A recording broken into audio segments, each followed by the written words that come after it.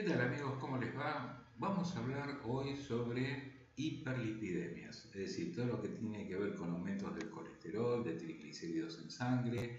Esto lógicamente pertenece al capítulo de metabolismo y vamos a ver entonces cuáles son los productos naturales que pueden llegar a ser útiles para poder corresponder con un tratamiento adecuado. Recordemos siempre de que hay tratamientos ya estandarizados, convencionales, muchas veces en base a estatinas, pero recordemos que no siempre los pacientes resisten bien el tema de las estatinas, las mismas tienen muchas veces efectos adversos, por lo tanto siempre consideramos que es importante tener un plan B. No siempre digo el plan B puede ser útil para aquellos que están acostumbrados a las estatinas. Yo voy a tratar de enseñarles un poco que parte de los productos que vamos a ver naturales para tratar hiperlipidemia pueden llegar a ser realmente plan A, no necesariamente un plan B. Dentro de las estadísticas, bueno, a veces las hiperlipidemias no dan síntomas inicialmente, pueden pasar solapadas, lo que hace de que en muchos casos no haya un diagnóstico hasta tanto se haga un análisis de sangre. Una cuarta parte de la población suele tener hiperlipidemias. A mayor edad también vamos a ver que ese porcentaje se incrementa. De ese cuarto por ciento de la población, solamente un 25% tiene un diagnóstico o está medicado. Por lo tanto, entonces esto es como la punta de un iceberg, ¿no es cierto? No vemos lo que está en el fondo y muchas veces vemos apenas lo que está en la superficie. Hay situaciones desde el punto de vista genética ambientales donde determinadas zonas tienen casos, por ejemplo, de hiperlipidemia. Es el ejemplo de la isla de Pascua, donde prácticamente más del 50% de la población suele tener casos de hipercolesterolemia, ¿no es cierto? No tenemos una causa definida, aparentemente es un factor genético ambiental relacionado con esa isla. Los afroamericanos tienen la mayor incidencia también de tener colesterol elevado. Cuando hablamos de colesterol elevado, la cifra que tenemos hoy en día, ya en el siglo XXI, de colesterol total es por debajo de 200 miligramos por ciento. Me acuerdo en la época que me había recibido de médico, allá en los 80, el valor normal era 250. Con el correr del tiempo y sobre todo las investigaciones del Instituto Framingham en Estados Unidos, empezó a bajar el nivel de aceptación de colesterol máximo. Recuerdo que ya hacia fines de los 90 ya se hablaba de 220 y hoy en día ya se habla de menos de 200 o hasta 200, con un límite también para el colesterol HDL y también para el colesterol LDL, como ven en la figura. Tanto en los triglicéridos, el valor de aceptación es hasta 150 miligramos por decilitro o por ciento. Es muy importante a la hora de definir riesgo cardiovascular conocer un poquitito el tema de las lipoproteínas. A ver, veamos, algo sencillo. Agua y aceite, dijimos siempre, no se llevan bien, ¿no es cierto? Bueno, aquí las grasas, colesterol, triglicéridos, etcétera, son elementos oleosos y no se van a llevar bien en el agua, que sería la sangre. Por lo tanto, estos elementos no pueden viajar solos en sangre, requieren tener un carrier, es decir, alguien que los transporte. En este caso son las lipoproteínas. Justamente las lipoproteínas en sangre van a poder llevar estos elementos grasos y dentro de estas lipoproteínas, como dice la palabra, hay una parte lipídica y una parte proteica. La parte proteica se conoce como apolipoproteína, es decir, la parte de proteína que tiene ese carrier.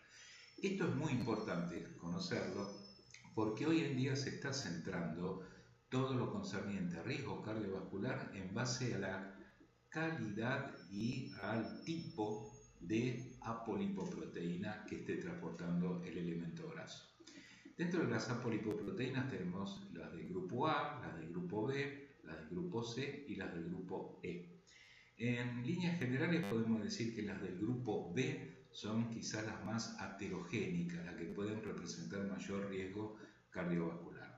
Por lo tanto, entonces, saber que a lo mejor ese carrier tenga de pronto la BC, que está ahí señalada incluso con negrita, esa sería quizás la más aterogénica. Ahora bien, uno dirá, ¿y cómo sé? Si tiene AC o si tiene B o si tiene A. Bueno, muchas veces no tenemos los elementos detectar en sangre ese tipo de ultraestructura. Ya se están llevando, lógicamente, metodologías en Estados Unidos, en países ya desarrollados, como para determinar esto. No lo tenemos todavía al alcance en nuestro país, pero posiblemente quizás de acá a un año o 2 años podamos ya determinar qué tipo de apolipoproteína es la que está transportando esas grasas. Y digo que esto es importante porque también se pone en discusión el tema del HDL, que es el colesterol bueno. Precisamente hay posibilidades que el HDL esté llevando una apolipoproteína de tipo BC también. Por lo tanto, a veces tener muy alto el HDL con una apolipoproteína BC sería también factor de riesgo. Por lo tanto, entonces, vean cómo se está transformando todo esto, ¿no es cierto? Antes simplemente era considerar HDL, LDL, o sea, colesterol bueno, colesterol malo, y hoy ya estamos entrando un poquitito más en las ultraestructuras para poder definir el verdadero riesgo. Cuando hablamos de colesterol, siempre lo tenemos como el gran enemigo del organismo. Uno dirá, ¿para qué lo generamos? Bueno, el organismo es sabio, genera colesterol porque precisamente tiene funciones importantísimas. Fíjense que participa en la formación de hormonas sexuales. Sin colesterol no habría testosterona, no habría estrógenos, y hay que entendamos muchas veces, por ejemplo, los jovencitos, chicas, chicos que tienen anorexia, bulimia, en el caso de las chicas que están prácticamente sin alimentarse y lo poco que comen lo vomitan, dejan de menstruar, precisamente porque al no tener grasa no pueden generar estrógenos y pierden los ciclos menstruales. Y esto tiene mucha injerencia luego también en la fertilidad a futuro. El colesterol también participa en la síntesis de la vitamina D, tiene una estructura similar desde el punto de vista estructura química, me refiero, ¿no es cierto? Forma parte de la bilis, forma parte de membranas celulares, especialmente en las neuronas. Es fundamental la consideración de tener colesterol a efectos de que haya neuroprotección a nivel de nuestras neuronas. Fíjense que gran parte del colesterol lo tiene el cerebro, lo tienen las vainas de mielina, por lo tanto esto es muy pero muy importante que haya entonces niveles adecuados de colesterol para también tener neuroprotección. Los casos de hipercolesterolemia pueden estar relacionados con determinados factores de riesgo. Hay hipercolesterolemias familiares que ya vienen de generación en generación y que muchas veces por más que el paciente haga una dieta vegetariana, haga ejercicio, etc., suele tener por una herencia genética colesterol elevado. Puede haber déficit también de enzimas que participan en los mecanismos de síntesis de colesterol. Entonces también en esos casos vamos a encontrar temas de lípidos elevados. Hay patologías como la insuficiencia renal, el síndrome nefrótico, el hipotiroidismo, todos ellos como la obesidad cursan muchas veces con colesterol elevado. En el caso de la obesidad y la hipertensión arterial están relacionados también con la resistencia a la insulina y lo que es el síndrome metabólico. Por lo tanto, entonces, en todos estos cuadros, la posibilidad de que haya hiperlipidemia está latente. Las situaciones de estrés, lógicamente, a través del cortisol, vía cortisol, se puede generar también colesterol elevado. Y también sabemos que a nivel de edad, la cuestión cronológica, mientras vamos envejeciendo, también puede ir subiendo el colesterol. Por lo tanto, siempre en la tercera edad decimos hay que moverse, hay que caminar bastante, en la medida siempre que el esqueleto responda. Evitar el tabaco y evitar el alcohol también son elementos fundamentales para evitar los riesgos. ¿Hay medicamentos que pueden elevar grasas en sangre? Sí, tengámoslo presente, por ejemplo, en el caso de los diuréticos tiacídicos. Fíjense, por ejemplo, que se utilizan como elemento participante de los tratamientos de hipertensión arterial. Y en este caso los diuréticos pueden elevar, por ejemplo, los triglicéridos, pueden reducir el HDL colesterol. Los beta bloqueantes, que también se utilizan en la hipertensión arterial, puede hacer exactamente lo mismo. La toma de anticonceptivos, especialmente a largo plazo, puede subir colesterol y triglicéridos. La toma de corticoides, tenemos los inhibidores de proteasa, que son drogas que se utilizan en el tema del HIV, por ejemplo. Es uno de los casos que por eso tiene 3 flechitas hacia arriba, porque son de los casos donde más se elevan de pronto los triglicéridos. El caso de la ciclosporina en pacientes inmunodeprimidos, el estradiol, salvo el transdérmico, pero el estradiol también puede condicionar esto. De modo tal entonces que como médico farmacéutico siempre es muy importante que tengamos en cuenta esta listita de preguntar qué remedios está tomando el paciente. Recordemos que en el caso de los triglicéridos es importante dentro de los recursos dietarios saber que los triglicéridos tienen mucha relación con los hidratos de carbono que ingresan en la dieta. La palabra triglicéridos, si bien triglicéridos es una grasa, tri es 3, glicéridos son azúcares. Quiere decir, lo digo muy básicamente, que cada 3 azúcares que se conforman y se unen terminan formando esta grasa, de modo tal que entendamos que en la medida que reducimos el ingreso de hidrato de carbono va a ser buenísimo para que no haya formación también de triglicéridos. Tenemos que tener en cuenta que determinadas enfermedades pueden generar alteraciones en los niveles de lípidos, ¿no? Por ejemplo, la diabetes puede cursar con HDL bajo y triglicéridos altos. Precisamente acá tenemos esa relación con los azúcares. En la obesidad, acá puede cursar con colesterol elevado, pero también triglicéridos y reducción de HDL. El hipotiroidismo, triglicéridos y colesterol total elevados. Síndrome nefrótico, lo mismo que el hipotiroidismo, insuficiencia renal. Hepatopatías crónicas que cursan con colesterol total elevado. Y el tabaco a la larga puede generar HDL reducido, lo cual está relacionado con el riesgo cardiovascular. Los casos de hipercolesterolemia familiar son generalmente autosómicas dominantes, hay una mutación de un gen que participa o codifica sobre el receptor B100E. Este B100E es dentro de las apolipoproteínas del grupo B, dijimos esas serían las más heterogénicas, pero en este caso esta es importante porque no es heterogénica, sino que es responsable de remover de la circulación al LDL colesterol, ¿no es cierto? Así que la falla, lo que es una mutación en esta apolipoproteína, lamentablemente genera entonces hipercolesterolemia familiares. El 50% de pacientes no tratados puede generar enfermedad coronaria antes de los 60 años. Tengamos en cuenta entonces que este paciente no debe fumar, tenemos que controlar siempre la presión arterial, tiene que hacer vida sana, porque en hipercolesterolemias familiares el riesgo cardiovascular es latente. Recuerden que también puede haber triglicéridos elevados puede haber triglicéridos y HDL normales, ¿no? O sea que no es algo que genere aumento de todos los niveles de lípidos, o sea, puede haber colesterol elevado, pero triglicéridos y HDL pueden estar normales. Los síntomas los vamos a ver a continuación, en un 30% de los casos aparecen hipercolesterolemias familiares, con predominio en los tendones, y lo mismo los antenasmas o el arco senil, que lo vamos a ver a continuación. Acá tenemos entonces, como pueden observar, los síntomas que están a predominio de tendones extensores, tanto en manos, rodillas, codos, en el tendón de Aquiles. Son como pequeñas protuberancias amarillitas que dentro tienen precisamente colesterol. Los antenasmas muchas veces lo habrán visto, los vemos a nivel precisamente de los párpados. Es importante este tipo de localización. Y el anillo de colesterol, que esto era algo que veían los viejos médicos naturistas que hacían iris diagnóstico, en las escuelas alemanas principalmente, se veía un halo así lechoso alrededor del iris, y ese halo se lo denominaba anillo de colesterol o incluso también anillo de sodio, porque se decía como anillo de sodio estaba relacionado con la hipertensión. Bueno, en este caso el colesterol también está relacionado con la hipertensión, de modo tal que son señales que muchas veces vemos en pacientes ya de más de 60 años, pero si lo vemos ya esto a nivel de 40, 45, es una señal de alerta.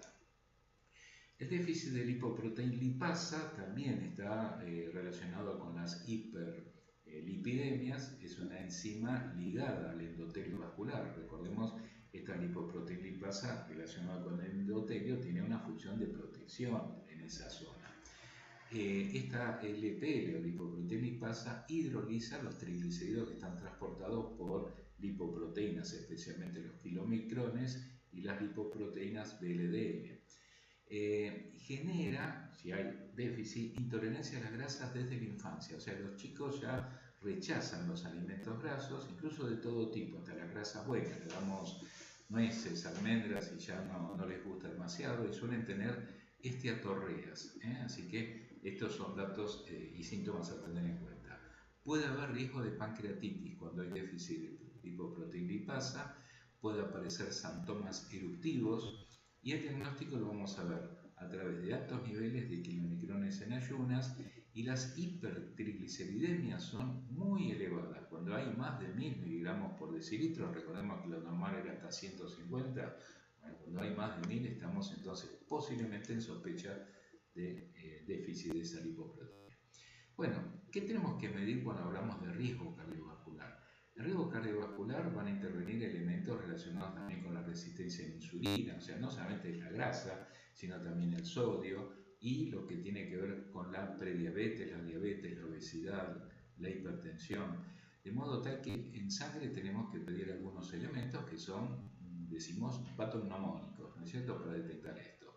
Más allá de pedir las grasas, como ser colesterol, triglicéridos, un hepatograma completo. Bueno, vamos a pedir la glucemia, la hemoglobina glicosilada, vamos a pedir la PCR ultrasensible, que habla de inflamación a nivel general del organismo. Podemos pedir la troponina T, que habla ya de pérdida de proteínas a nivel del músculo cardíaco. Podemos pedir las polipoproteínas, especialmente las del grupo B. Podemos pedir ceramidas, homocisteína, insulinemias y el índice HOMA, que relaciona la glucemia y la insulina en ayunas. Entonces, cuando hablamos de lípidos siempre tenemos que relacionarlos con riesgo cardiovascular y lógicamente a pedido de análisis de sangre pidamos estos elementos. Cuando se habla de tratamiento de las hipercolesterolemias, sabemos que uno detecta el LDL por encima de los valores normales y lo primero que tenemos que pensar es hacer un cambio de vida. Esto significa una dieta sana, de tipo dieta mediterránea, evitar el sedentarismo, evitar el alcohol, evitar todo lo que concierne al tabaco, drogas, etc. Si a lo largo de 3 meses esos cambios no generaron una respuesta positiva, entonces ahí se piensa en medicamentos. En el abordaje convencional, el primer medicamento que se piensa siempre son las estatinas. Por eso aquí hacemos un poco una bisagra, porque también acá podemos seguir este indicador que a los 3 meses en vez de dar estatina podemos dar otro tipo de productos. ¿Cómo sabemos que una planta es hipolipemiante? Porque se hacen pruebas en animales. A los animales se les da una dieta hipergrasa durante 3 meses o 6 meses y de esa manera entonces se va midiendo el índice aterogénico y a posteriori se va a dar el extracto de la planta a efectos de ver si reduce los elevados niveles de lípidos en sangre. Una posibilidad para hacerlo un poquito más rápido es hacer inyecciones intraperitoneales con triptón de 400 miligramos por kilo en ratas y de esa manera se obtienen rápidos ascensos de lípidos en sangre. Podemos medir indicadores de aterogénesis como la manonilaldehído, que es un metabolito del ácido araquidónico, y entonces en base a todos estos elementos probamos el extracto y vemos qué resultados da. Si reduce o no reduce, lo podemos hacer versus un producto químico, lo podemos medir por ejemplo con una estatina también. Las medidas dietéticas son por todos conocidas, tenemos que hacer una dieta siempre armónica, equilibrada, pero que permita la adherencia del paciente. No nos sirve a veces que le damos una dieta súper estricta y el paciente después no la cumple. Los elementos grasas no los tenemos que eliminar, los tenemos que limitar, que es distinto. Tiene que estar por debajo del 35% del total de calorías. Cuando hablamos de tratamiento desde el punto de vista alimenticio, lo primero que tenemos que pensar son en las fibras. Las fibras siempre van a tener una función a nivel del intestino, reduciendo el ingreso de grasas a ese nivel, como también de azúcares, porque siempre la fibra tiene un mecanismo ambivalente en ese sentido. Podemos recomendar 25 a 30 gramos al día como un buen inicio para el tratamiento. Las estatinas que suelen darse tienen también a veces relación con alimentos. Por ejemplo, el consumo de alimentos junto a la lovastatina aumenta la biodisponibilidad de la lovastatina. A veces estas cosas no son del todo buenas porque en la medida que haya toxicidad con la estatina, estamos aumentando también, al aumentar la biodisponibilidad, le aumentamos la toxicidad también. Por lo tanto, entonces, el hecho de dar la estatina junto a un alimento no sería conveniente. Si damos fibra junto a la estatina, reduce la acción hipolipemiante de esta, así como la fibra bloquea el ingreso de grasas a nivel del intestino, puede también bloquear el ingreso de la lovastatina. El consumo de alimentos junto a pravastatina y fluvastatina reduce el 35% la biodisponibilidad de esa droga. O sea, el mismo ejemplo que con la lovastatina, evitemos dar estatina, quien recomiende, quien recete estatina, se evite darla con alimentos. El jugo de pomelo, que fue tan famoso con el tema del citocromo P450 a nivel hepático, fíjense que reduce en intestino la absorción de simvastatina. Así que nunca tomar jugo de pomelo. Además, el jugo de pomelo está relacionado también con la reducción de la acción de muchas drogas, como muchas drogas antihipertensivas. Los omega 3 junto a simvastatina aumentan la actividad de la simvastatina. Esta como puede ser una sinergia. A veces uno puede pensar, bueno, por ahí la simvastatina no está dando todavía el resultado esperado, no logró descensos significativos, entonces, bueno, podemos dar omega 3 y hay una sinergia de acción. Plantas y alimentos hipolipemiantes. Vamos a ir viendo entonces todas las opciones que tenemos con elementos hipolipemiantes naturales y lo vamos a hacer un poco por orden alfabético. Primero tenemos aceites omega. Los aceites omega tenemos, los consideramos como a veces elementos de primera medida en muchos casos. Recordemos que son ácidos grasos poliinsaturados, son esenciales precisamente para la vida de los pacientes, son precursores en la producción de prostaglandinas, esto es importante también, y tenemos los aceites omega de distinto tipo, los omega 3 que están presentes en productos de mar, pescados, pero también en elementos vegetales como las semillas de lino, la chía y la calabaza. Los omega 6 los tenemos en plantas, en animales, especialmente a través del ácido araquidónico. Y los omega 9 no son esenciales, ya que el cuerpo mismo los puede sintetizar. Omega 9 hay en distintos vegetales, aceites vegetales también, pero no son, como dijimos, esenciales. El precursor de los aceites omega 3 es el alfa-linolénico. Este alfa-linolénico entonces va a ir hacia dos vías, la DHA, que es el docosahexanoico, o el EPA, que es el eicosapentanoico. Dentro de las fuentes vegetales entonces de alfa-linolénico tenemos la chía y el lino, por eso se usan mucho a nivel de agentes hipolipemiantes. Las fuentes marinas de omega 3 suelen ser estos pescados, especialmente cabala, salmón, arenque, trucha, gatuso, sardina. No todos tienen los mismos niveles de omega 3. Por ejemplo, la cabala es quizás la que mayor concentración tiene, lo mismo que los salmones. Hay que tener presente también de dónde vienen los salmones, porque si vienen de salmoneras, de cultivos, a veces ahí sabemos que ponen antibióticos, entonces todo lo bueno que buscamos de ese omega 3 se empobrece lamentablemente con los elementos antibióticos que colocan en esos cultivos, ¿no es cierto? Yo diría como que hasta trucha serían productos que se pueden adicionar en la alimentación. Hay una relación que siempre tiene que ver entre EPA y DHA. La relación normal, la que se considera la más oportuna, es 4 a 1. 4 de EPA, 1 de DHA. La relación que tiene que ver también entre omega 6 y omega 3 es de 4 a 1, o sea, 4 partes de omega 6 por cada una parte de omega 3. El tema es que el ácido graso omega 6, que suele ser mayoritario, es el ácido araquidónico, por ejemplo, lo vamos a encontrar en carnes, ¿no es cierto? Pero esa relación en Occidente, lamentablemente, suele estar alterada. Fíjense, por ejemplo, en Occidente el consumo de omega 6 respecto a omega 3 es muchísimo más amplio, lo cual es malo, porque el ácido araquidónico en altos niveles puede llegar a generar prostaglandinas proinflamatorias, es decir, los procesos inflamatorios están relacionados incluso a aparición de artrosis con un exceso de producción también de ácido alquidónico. Así que la relación normal tiene que ser siempre, como dijimos, 4:1. ¿Cómo ser, por ejemplo, lo que vemos a veces en Asia, en los países asiáticos? Los omega 3 pueden disminuir los niveles de triglicéridos en sangre, también disminuir el nivel del colesterol en sangre en un 30-45%.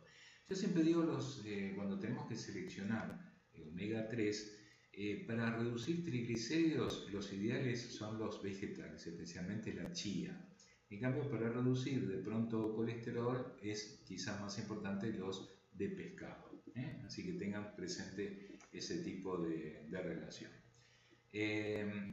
Los ácidos grasos omega 3, por ejemplo los de la chía, reducen triglicéridos durante el ayuno y lo hacen a través de inhibir en el hígado la síntesis de la polipoproteína B, que es uno de los componentes de las lipoproteínas, que dijimos transportadores de grasas en sangre.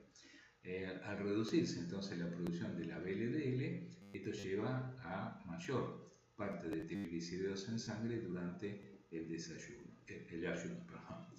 El consumo de omega 3 reduce entonces el riesgo cardiovascular. O sea, tengan presente entonces que los omega 3 están directamente relacionados con la protección cardíaca, pero básicamente vuelvo a repetir, ¿no? Si son de fuentes vegetales, recomendamos para triglicéridos, y si son de fuentes de pescado, para colesterol. En todos los casos siempre vamos a ir viendo abajo las referencias y publicaciones bibliográficas de todo lo que vamos diciendo. En el mercado tenemos por suerte varios productos que son en base a omega 3, vienen combinados, vienen de pescado y de plantas, chía por ejemplo con omega de pescado, así que la oferta realmente es bastante amplia.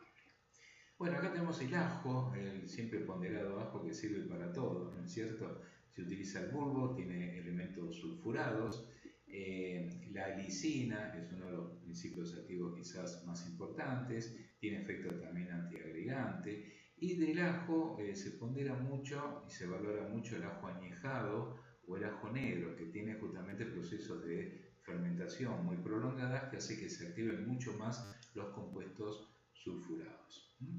El disulfuro dialílico, que deriva de la lisina, por ejemplo, demostró inhibir la síntesis de lípidos, incrementar la eliminación de los esteroles.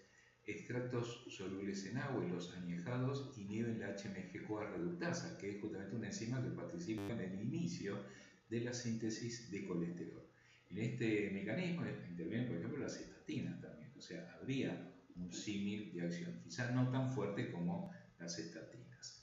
Si agregamos semillas de psyllium, aumenta la acción hipolipemiante. Tenemos también el otro compuesto sulfurado, la isoalicisteína, que demostró disminuir la oxidación del LDL. Con esto, al disminuir el LDL, reducimos el riesgo de aterogénesis. El extracto seco, que se hace con cápsulas generalmente, logra disminuir el LDL colesterol en pacientes donde, por ejemplo, han fallado los omega 3 de pescado. La dosis del ajo en extracto seco son 200-600 miligramos al día, y podemos utilizar la tintura, en algunos casos 45 gotas, 2 a 3 veces al día. Hay productos en el mercado, algunos desodorizados, o sea que la oferta de ajo es bastante amplia en el mercado farmacéutico. La alcachofa, que la hemos visto, por ejemplo, hasta en bebidas aperitivas, como el chinar, por ejemplo, que es en base a alcachofa. Se usan las hojas, tienen un efecto hipolipemiante muy bueno. La alcachofa forma parte de los alimentos fundamentales para tratar síndrome metabólico, porque más allá de actuar sobre lípidos, también participa reduciendo, por ejemplo, resistencia a la insulina. La cinarina es el principio activo más importante, también la luteolina, que es un flavonoide, por ejemplo, inhiben a nivel de cultivos de hepatocitos la síntesis de colesterol vía HMG-CoA reductasa, que es el paso inicial de la síntesis de colesterol. También previene la oxidación del LDL que generaba índice aterogénico. La cinarina se puede dar en dosis de 500 hasta 1500 miligramos al día durante 3 meses, y fíjense que lo que podemos esperar de reducción de colesterol es de un 11,5% y de triglicéridos un 12,5%. Es decir, Con la alcachofa, con extractos, vamos a ir despacito, bajando los niveles, lo cual no significa que le agreguemos. De pronto podemos agregar fibras o podemos agregar algunos de los otros elementos que vamos a ver a continuación. ¿Qué productos tenemos en el mercado? Tenemos el viejo chofitol, por ejemplo. Tenemos también ya cápsulas de alcachofa, tintura de alcachofa, así que tenemos distintas posibilidades para introducirlo.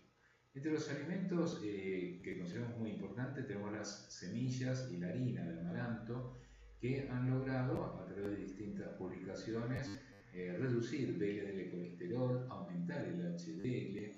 La presencia de escualenos afecta la síntesis de colesterol. Los escualenos están presentes en el amaranto. Hay distintos tipos de amaranto. Por ejemplo, nosotros hemos trabajado en la atención primaria de salud con amaranthus mantegasianus, con muy buenos resultados. Las saponinas, además que tienen amaranto, incrementan la excreción biliar en los roedores. Recordemos que en la bilis hay colesterol también. Y la fibra que tiene el amaranto disminuye las grasas en el intestino. Tenemos, bueno, distintas formas de incorporarlo. A través de semillas se pueden hacer los popcorn, que son los pochoclos. Eso lo hemos hecho en alimentación en niños, por ejemplo. Bueno, la avena siempre es muy recomendada. Tiene una estructura fibrosa de tipo beta-glucano que participa como elemento prebiótico, favoreciendo la microbiota intestinal. Esto es importante también en los tratamientos de hiperlipidemias. Estimula la excreción de ácidos biliares. Estudios en humanos a través de los copos de avena en el desayuno han generado descensos de colesterol total y LDL a las 8 semanas de instauración. La leche de avena, por ejemplo, en humanos, en 66 pacientes ha demostrado reducir también el colesterol en 5 semanas de tratamiento, de modo tal que es un elemento que podemos incorporarlo en la alimentación. La cebolla también es otro elemento de la alimentación muy importante. La cebolla la usamos mucho en diabetes también, en diabetes es muy pero muy importante. Tiene elementos sulfurados como el ajo. 2 cebollas diarias incrementan los niveles de HDL significativamente al cabo de un mes de tratamiento. Y otro tema para el tema de diabetes. 2 cebollas diarias reducen las necesidades de insulina hacia un 30 o hasta un 50% según los casos. No reemplazan insulina, jamás, pero durante 3 meses consumir 2 cebollas diarias ha demostrado a través de 2 publicaciones hechas en la India reducir necesidades de insulina en un 30 a 50%. Así que a tenerlo presente.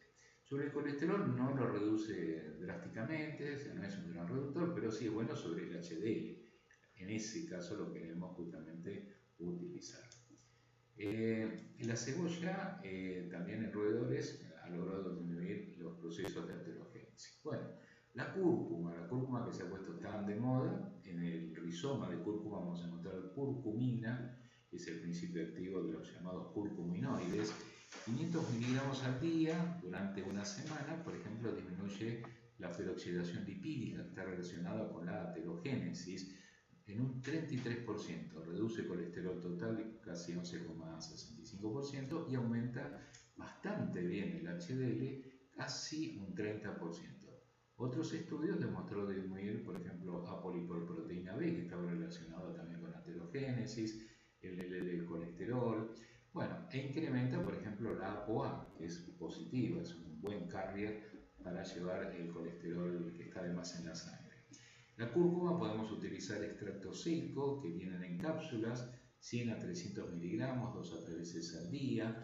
También la tintura en una relación 1 al 10, unos 2,5 a 5 mililitros, 1 a 3 veces al día.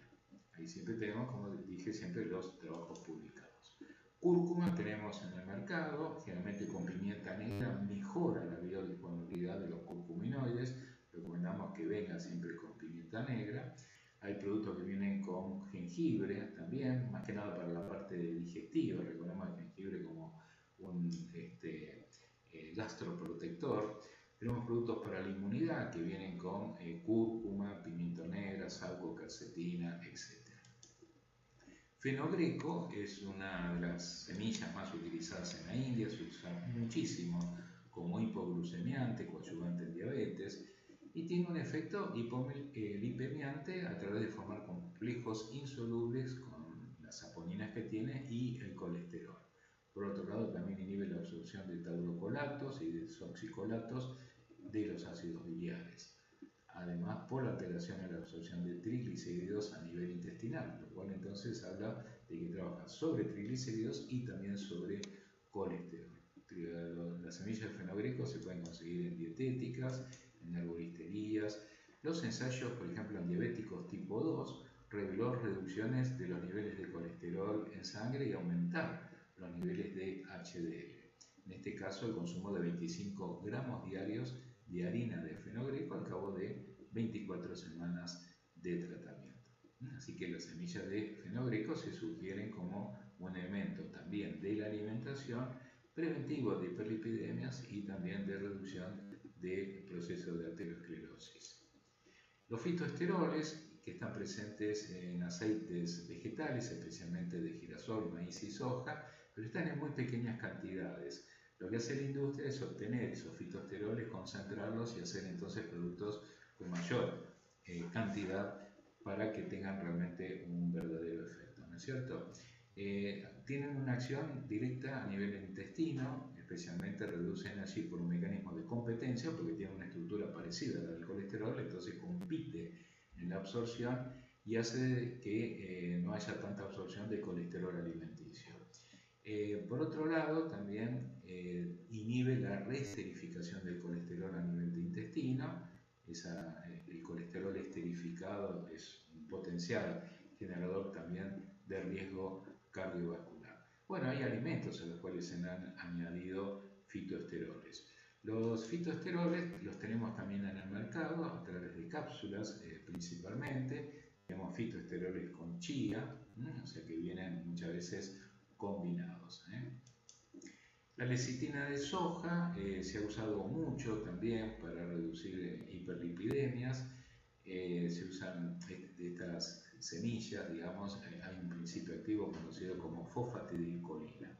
No debemos confundir la lecitina del organismo con la lecitina de soja, ¿no? Porque la lecitina del organismo forma parte de fosfolípidos de las membranas celulares, principalmente a nivel del cerebro. Esto es la lecitina que viene de la soja y que nos va a aportar ácidos grasos esenciales, pero también fosfatidilcolina. La fosfatidilcolina quizás es el principio activo fundamental de la acción hipolipemiante, porque trabaja también a nivel de intestino reduciendo la absorción de los lípidos, especialmente reduce el LDL colesterol, también aumenta el HDL, ayuda a la absorción de vitaminas liposolubles, favorece el transporte de colesterol sanguíneo y su metabolismo, reduciendo el riesgo aterogénico. Esto significa que permite que el colesterol esté bien adosado a la lipoproteína, que no esté, por así decirlo, depositándose luego en lo que pueden ser tejidos, generando masas grasas, o a nivel hepático, generando problemas de esteatosis. Las fuentes de fosfatidilcolina alimenticia tenemos la yema de huevo, hay en aceites vegetales, en la espinaca, en el maní, en el germen de trigo, poroto de soja, leche materna, pero el más importante, lógicamente, sigue siendo la lecitina de soja.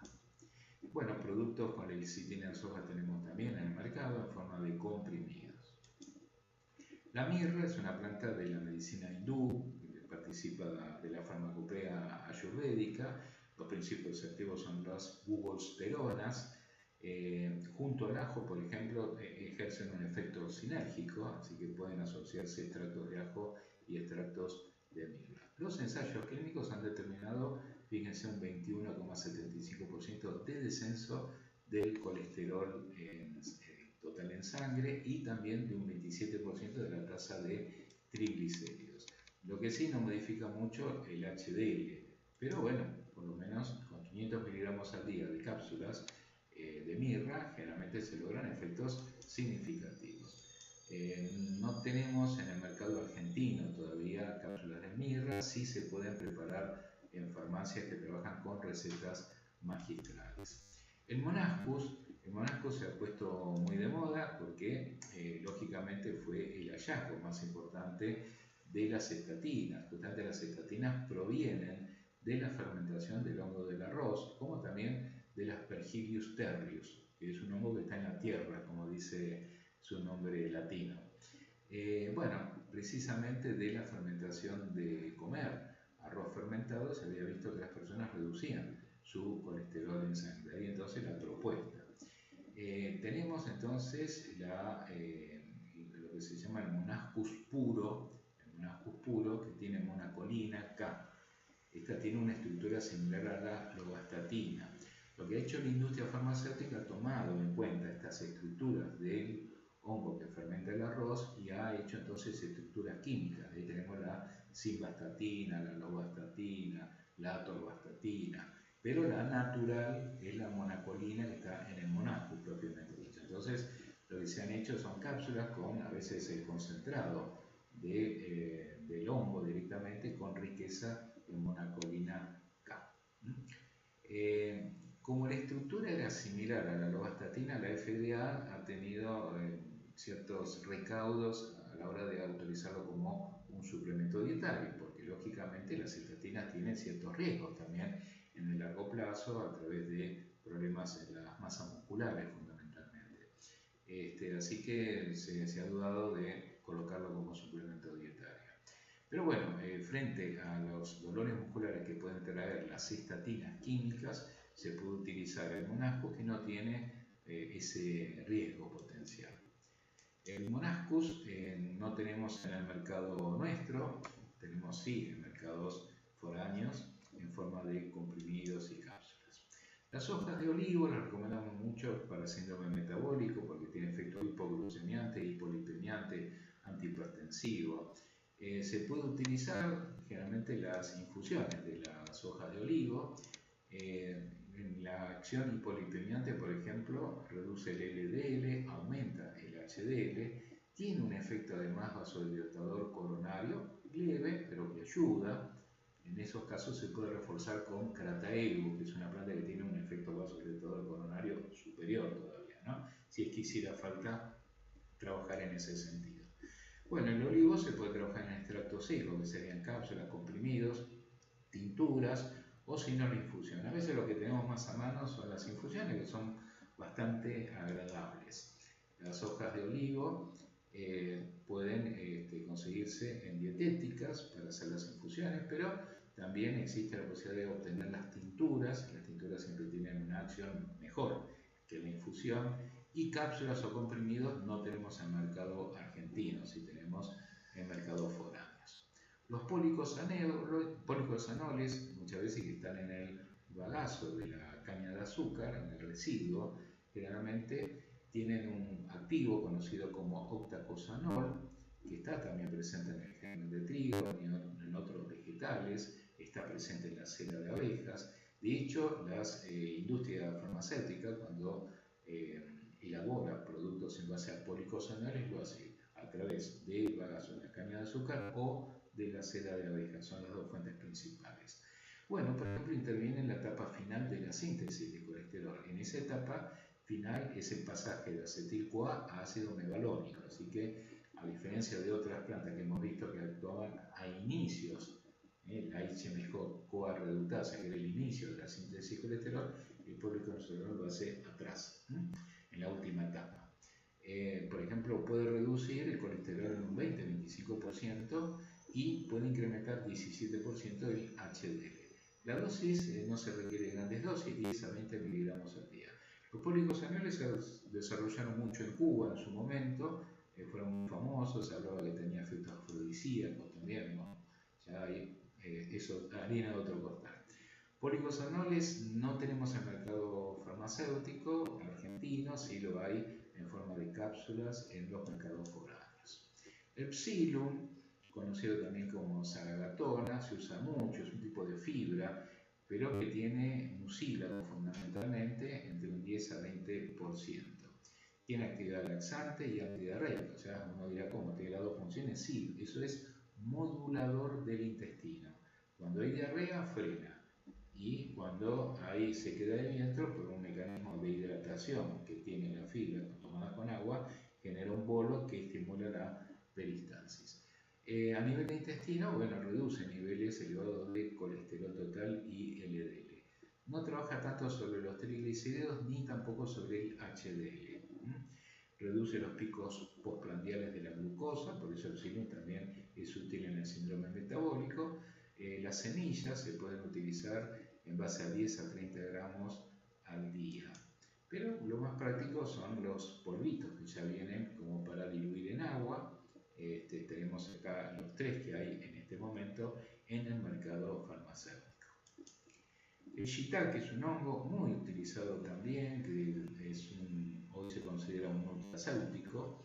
Es de origen asiático, tiene propiedades inmunitarias excelentes, coadyuvante en cáncer, pero tiene un efecto además también hepatoprotector y trabaja como hipolipemiante.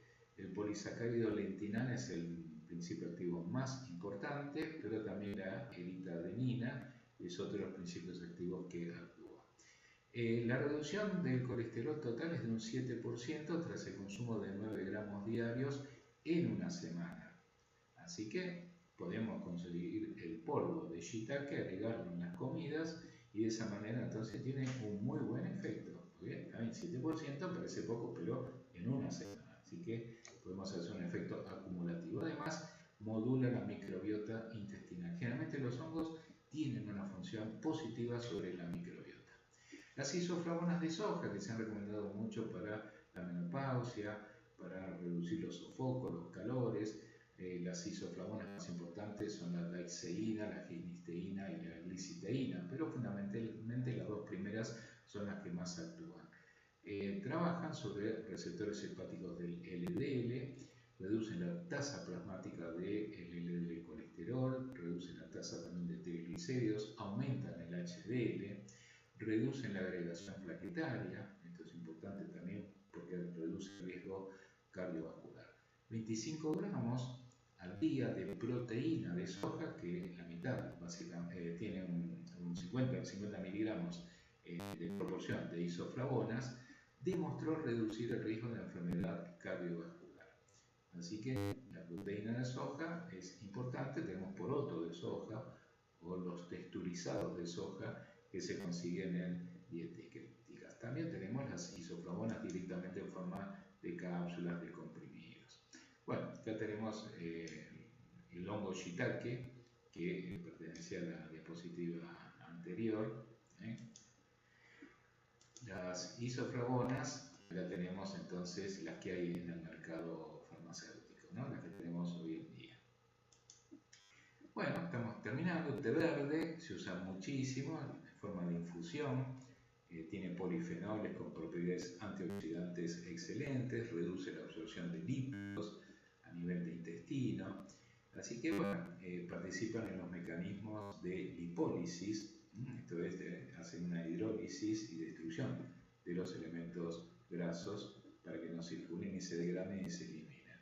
La infusión inhibe la oxidación del LDL colesterol, eso reduce índice aterogénico y también reduce la acumulación de lípidos en la aorta y en el hígado. Por lo tanto, el consumo de té verde en forma de infusión a través de las distintas variedades, como té matcha, por ejemplo, es siempre la misma planta de té con distintos grados de fermentación.